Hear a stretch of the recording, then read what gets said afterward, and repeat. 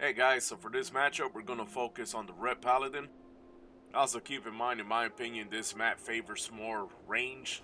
So we got to watch out for that Marksman, that he doesn't start bursting us down with his DPS. And then with that being said, you have to watch out for the Red Paladin, who's going to have a direct line of sight on you. And he's going to have more uptime because there's really not that many places for you to break line of sight without making it harder for your partner to keep up their DPS. And you'll see in this match that we're mostly going to fight in the open. And also we're going to go ahead and switch up. My partner's going to go from the red to the hunter and then back to the red. And reason for this, because we're trying to put pressure on the red paladin to blow up their defensive. That way they can use their holy power too for their self heals.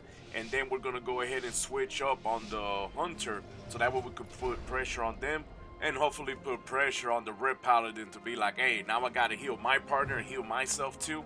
And I mean, that's the plan. Doesn't always work out, but hey, as long as you both are on the same page, at least you have a goal you guys could both work towards to, instead of trying to throw everything out of your butts and making it up along the way.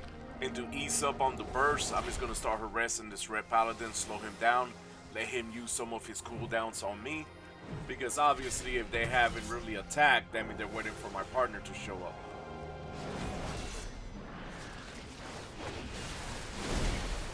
And we force the red paladin into the room, so that way the marksman can try to get in there, and which he did. He's got to watch out for clean damage, and also watch out for instant close range crowd controls. And in perfect world, you'll stay outside of the room and heal in. I only stepped in because I was worried that my partner was going to break line of sight. So now we're going to take this fight outside the room. My partner's still applying pressure on the marksman. I hexed the red paladin just so he wouldn't throw out some heals onto the hunter. But before we could throw some DPS on the hunter to finish him off, he goes ahead and turtles. Right here, I was trying to lead the hunter, so whenever his turtle shell popped off, we could go ahead and burst him down with DPS, but he ran towards my hunter. But I used this opportunity to leap forward and fake out the red paladin. And I just wanted to point out, look how much health this red paladin gave his partner through instant heals. And with that example, that's why in this matchup, it's better to just target the red paladin. With 13% health, hey, the red paladin just turned into a spicy little boy.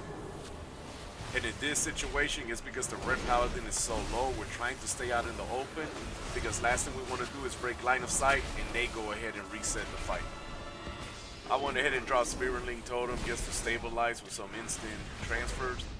I then used Gus, yes, so I could get some distance away from that hunter, and we were able to bring down that red paladin. So remember, gotta put pressure on that red paladin so he don't be healing him and his friend. Do this by either training him or flapping targets so it's hard for him to catch up. So in this matchup versus a Boomkin and a Frost Mage, there's gonna be a lot of mobility. So if you can't keep up, you're gonna get messed up. Main target's gonna be Boomkin. Why? Because hey, either way you look at it, you're either gonna get Cyclone spam or you're gonna get Polymorph spam. And I mean, both classes also have their secondary crowd controls, but the biggest difference is got the heals. And luckily, we got the mage out first, so we're just gonna start applying pressure to him. As you can see, the Boomkin, he hasn't popped up because he's looking for my hunter, which means the hunter is probably gonna be the main target. And without fail, my hunter pops up, and guess who pops up? The little Boomy. I used my Fire Blood so that way I could go ahead and cleanse the Tangled Root and get out of that Silence Beam.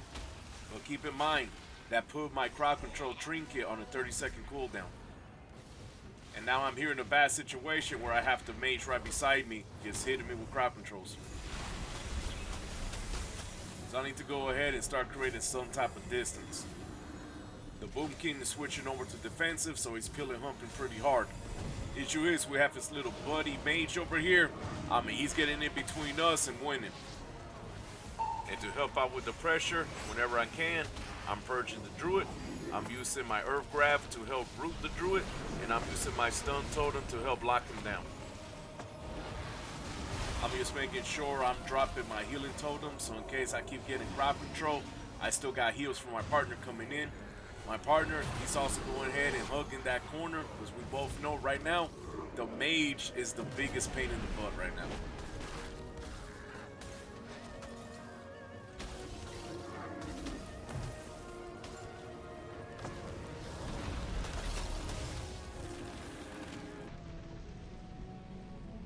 Me and my partner are trying to move together, because if you paid attention, you could see that they were trying to kite him around the corner and burst him down and take me out of the line of sight so I couldn't heal.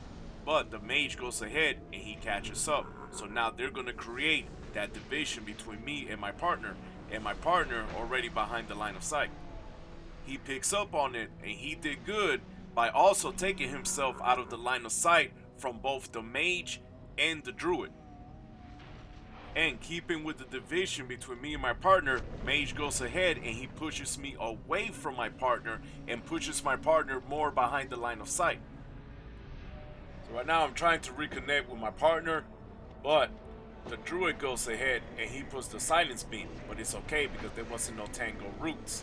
If there was Tango Roots, we would have been in trouble. But hey, I go ahead, I drop Spirit Link, and we're able to stabilize. Now we're both going to break line of sight, go ahead, top ourselves off, and just wait for the Mage to drop. So just remember some key points. This combo, they're going to try to go ahead and split both you and your partner off. So keep in mind the line of sight. Keep in mind you're probably going to be the one being crowd control. So I hope this helped. Hopefully you guys learned. Thanks for watching. See y'all in the next video.